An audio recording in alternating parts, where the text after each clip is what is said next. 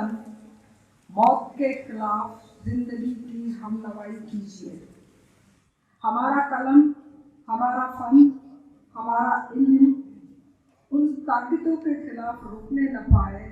जो मौत को दावत दे, जो इंसानियत का गला घोंटती है, जो दौलत के बलबूते पे हुकूमत करती है, जो कारखानादारों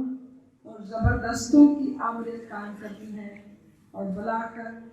फाशिज्म के मुख्तलिफ रूप धार कर सामने आती है। और यही वो ताकतें हैं जो मासूम इंसानों का खून चूसती हैं। फाशिज्म के खिलाफ उठने वाली ये आवाज़ यूरोप भर के उन कलमकारों की थी जो world Congress of the writers for the defence of culture के साए तले 1935 में पेरिस कॉन्फ्रेंस में जमा हुए थे। पुरतशद्दुद तर्ज हुकूमत के खिलाफ सियासी निज़ाम फाशिज्म ने बुलाकर यूरोप के कलमकार को मजबूर किया कि वो अपने कलम, अपने फन और अपने इल्म की राह मुतय्यन करे। मैं थोड़ा सा अपने मकाले के बारे में बताती जाऊँ कि ये जो पस मंज़र है जो जुड़ा हुआ है नज़रियाती तौर पर, जिसके फिक्री मौलिक, बल्कि ये कहूँ कि फिक्री मौलिक तो मार्क्सिज्म में उसके पाए जाते हैं, लेकिन उनका अमली जो मज़ाहिर हमें नज़र आते हैं सवेत इनकलाब में, उसने किस तरह से एक फनकार को, एक अदीब को किस तरह से तहरीक दिया है। यूरोप से लेकर, मैं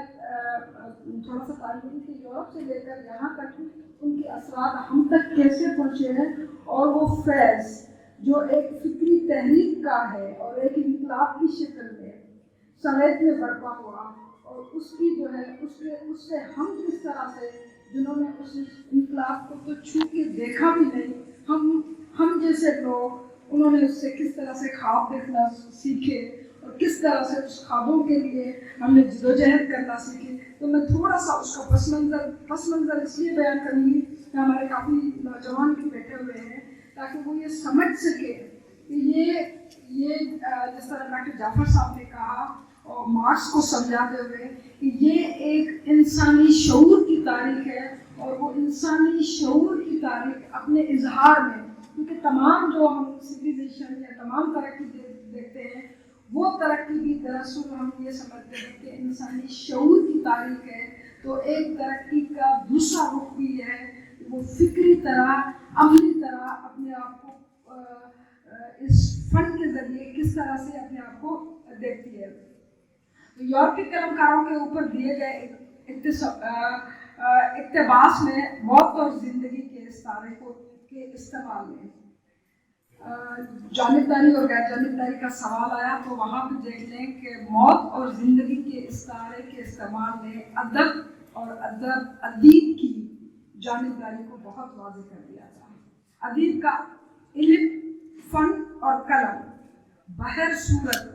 जिंदगी का अलमबरदार बनना तय पा गया। दरअसल 19वीं सदी में उठने वाली अदबी तहरीकें अदीब और अदब की गैर जानिबदारी पर बज़िद थी, मगर जब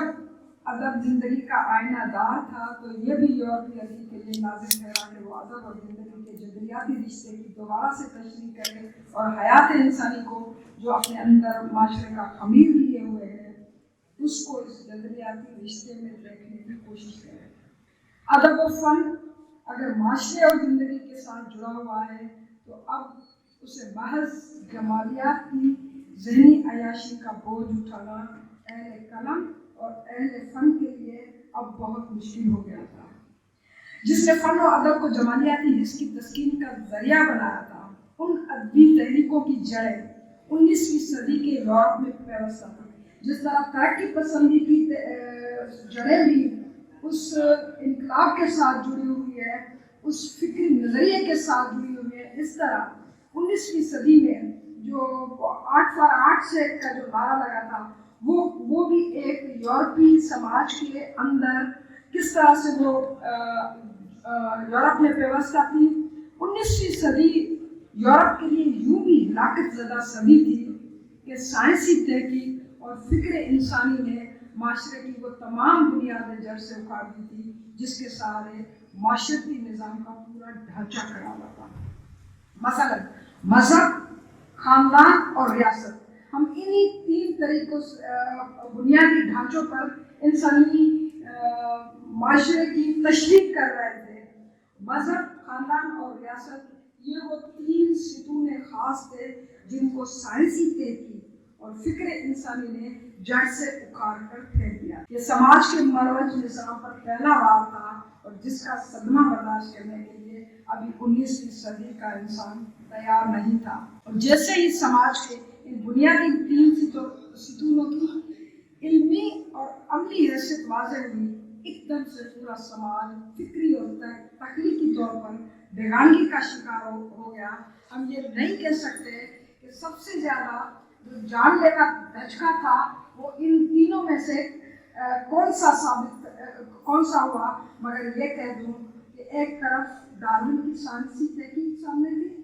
جس نے حضرت انسان کا اصل حسب نظر دار کر کے اس کے اشرف المخلوقات والے ڈارون کی تلقین کی تھی. چلے مان بھی لیتے ہیں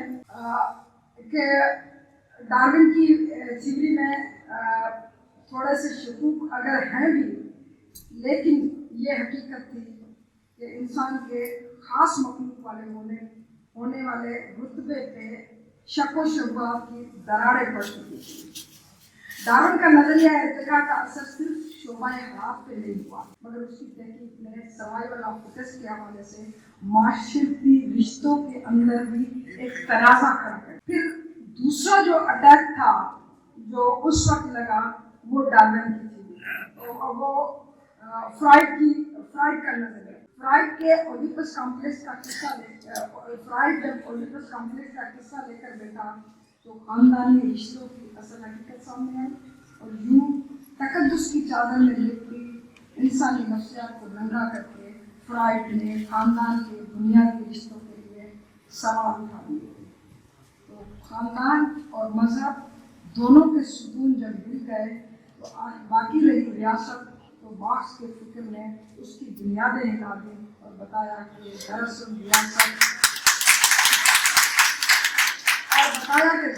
ریاست بشمول انسانی معاشرے کے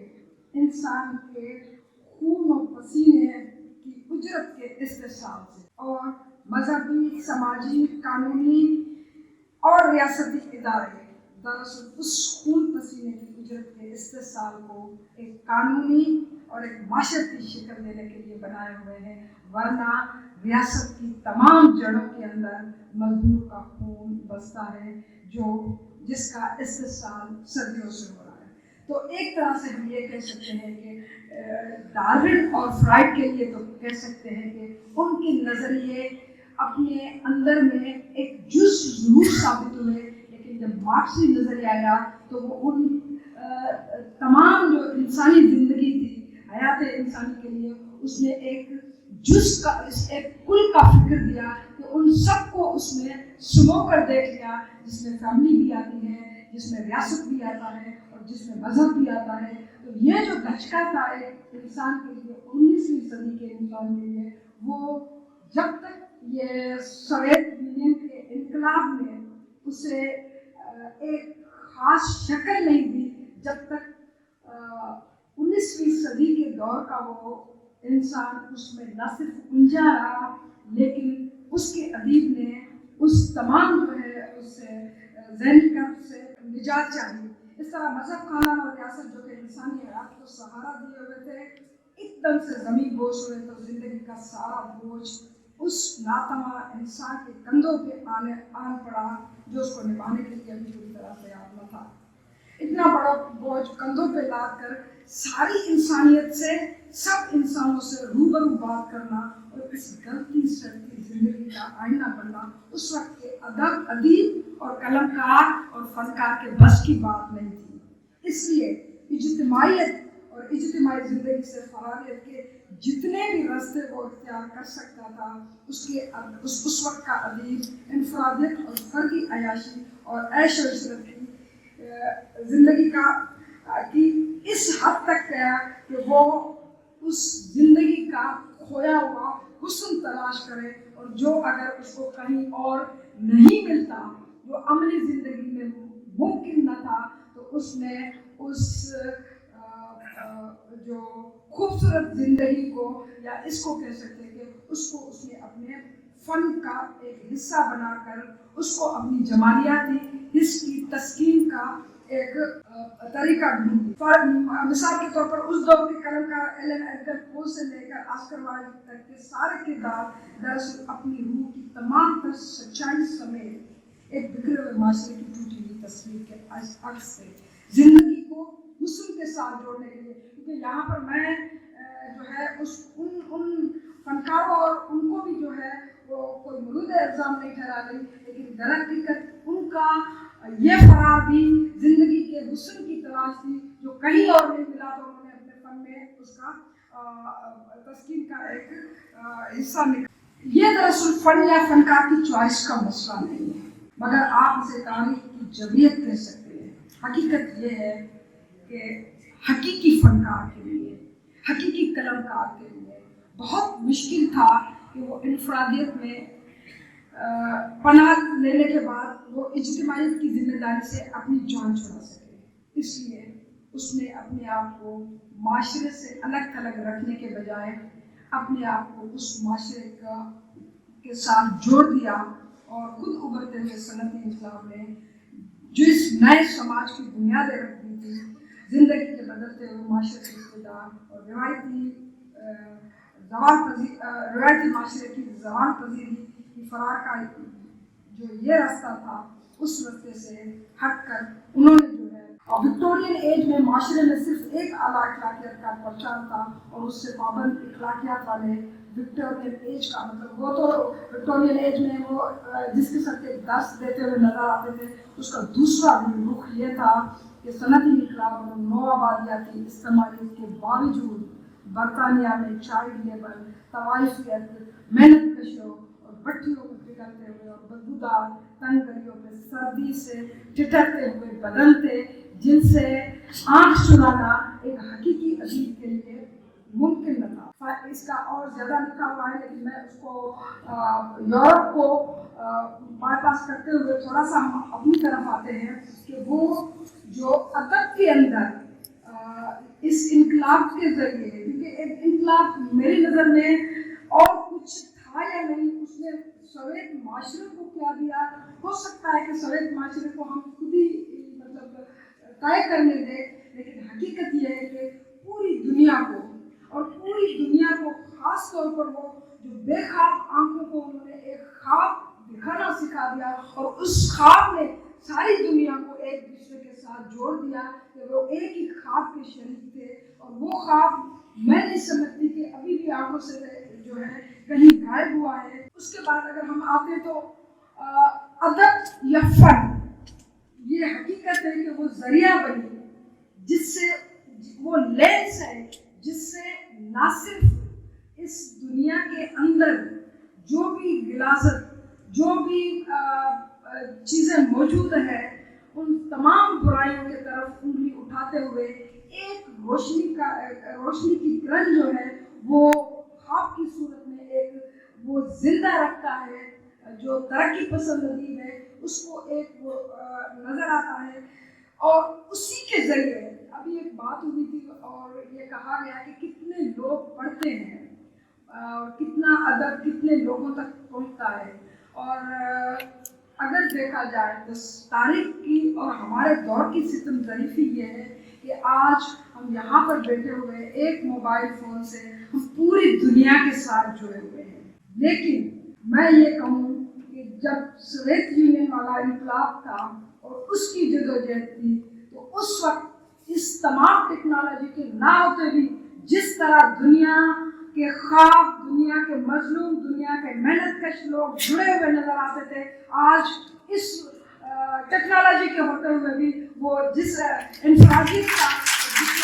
تنہائی کا شکار ہے, اس ٹیکنالوجی نے اس کو, کیونکہ اس ٹیکنالوجی کا کوئی خواب نہیں ہے. اور جو جس ہم انقلاب کی بات کر رہے ہیں, ہم اس خواب کی بات کرتے ہیں. ہم یہ ضرور کہہ سکتے ہیں کہ ہم شاید وہ بدنصیب تھے جنہوں نے اس انقلاب کو چھو کر نہیں دیکھا, لیکن یہ ضرور تھا کہ وہ خواب لے کر بہت سے لوگ، بہت فنکار، بہت ادیب جو چلے ہیں اور اس کا فیض ساری دنیا تک پھیلا ہے۔ ہم اپنے حصے کی بات کر رہے ہیں اور مجھے یقین ہے کہ جب بھی اس انقلاب کو، اس کے اثرات کو یاد کیا جائے گا، ہر ایک حصہ اپنی اپنی وہ لے کر آئے گا۔ میں یہاں پر تھوڑا سا سندھی کا وہ پڑھوں گی، تھوڑا سا وہ دیتے ہوئے کہ ترقی پسندی کا، یہ ترقی پسندی کا استعارہ تھا۔ ادب اور ادیب کی غیر جانبداری یوں ممکن نہ رہی کہ اب موت اور زندگی میں انتخاب کا وقت آ گیا تھا، جب فاشزم نے نیشنلزم کے روپ میں انسانیت کی چیخ پھاڑ کے لیے نکل کھڑا ہوا۔ فاشزم کے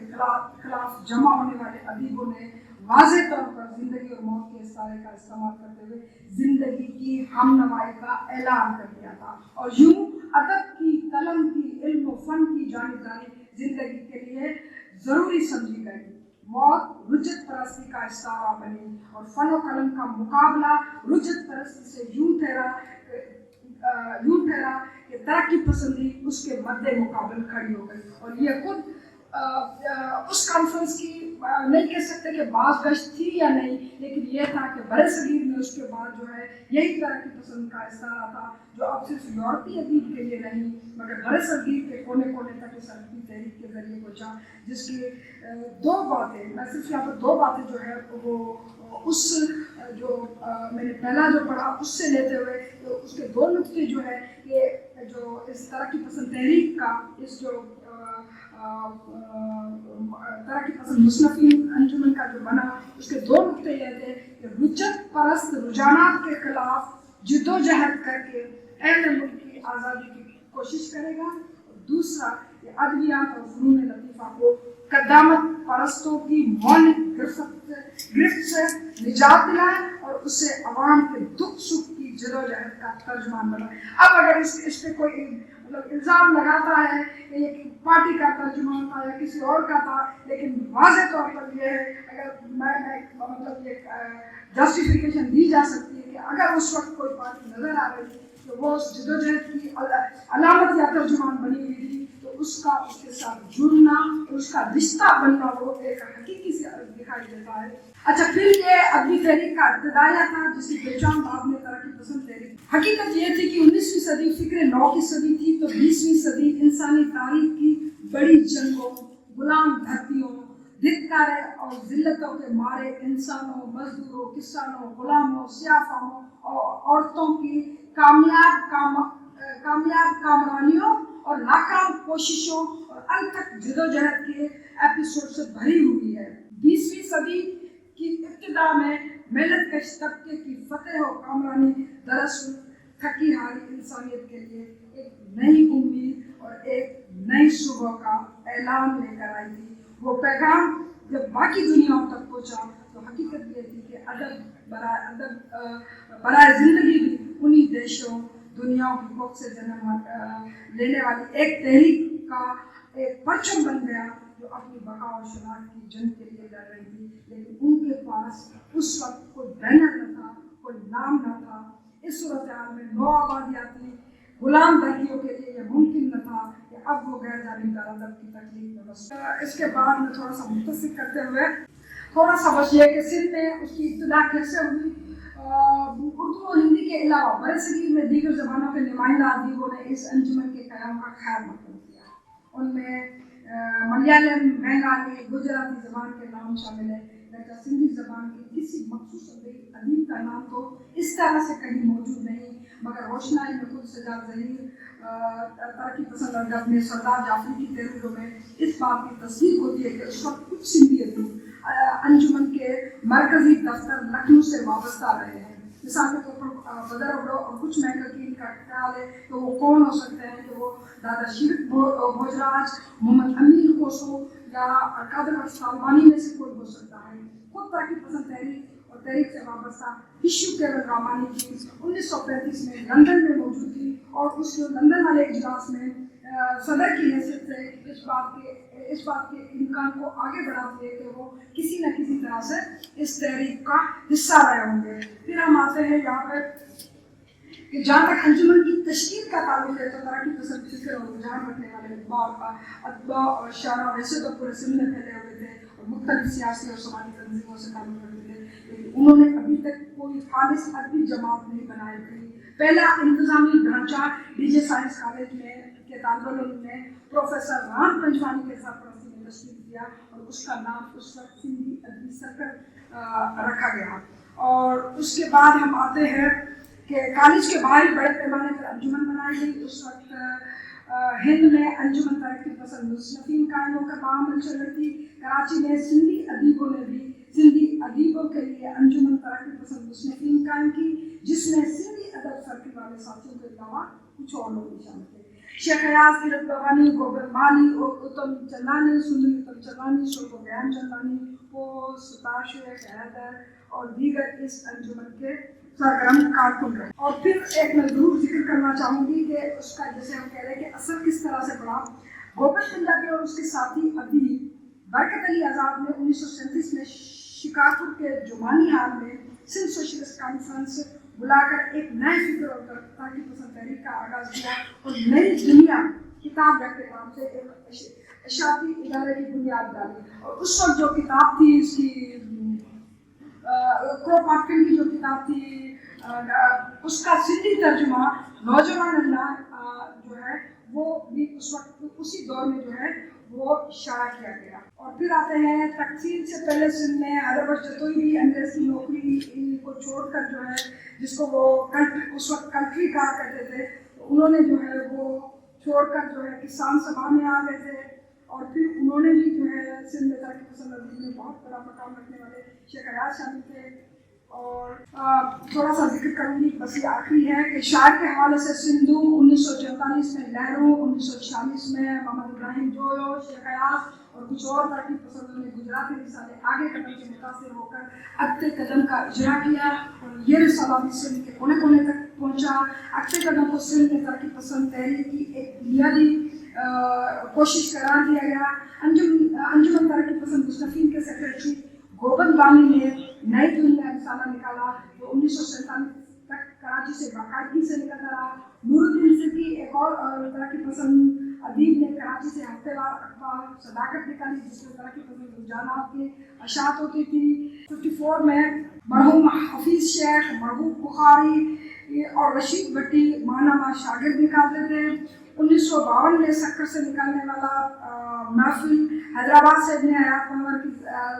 زیر صدارت درہ پٹی اور مولانا محمد عثمان لپلائی کا انسان نکلتا رہا. 1950 میں نئی زندگی اور 1955 میں سندھی ادبی بورڈ نے سہیل مہران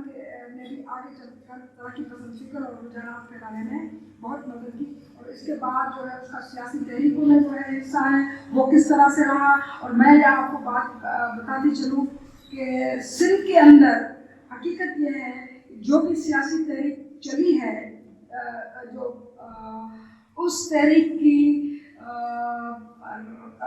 جو ہے اس کا لیڈرشپ والا رول کسی پولیٹیکل پارٹی نے نہیں بلکہ ان تمام جو ہے اجتماعی طور پر ادیبوں نے کیا جو ولی یونٹ کے خلاف ہے. اس طرح سے ہم کہہ سکتے ہیں کہ یہ جیسے اس کا رول بتایا گیا ہے کہ ادیب کا کام صرف لکھنے تک موجود نہیں تھا, اس نے اپنے آپ کو نہ صرف سیاسی تحریک سے جوڑے رکھا لیکن ہم یہ بھی کہہ سکتے ہیں کہ وہ سیاسی تحریک کا روح روا سندھی ادیب رہا جو ترقی پسند ادب کے ساتھ جڑا ہوا تھا. بہت شکریہ.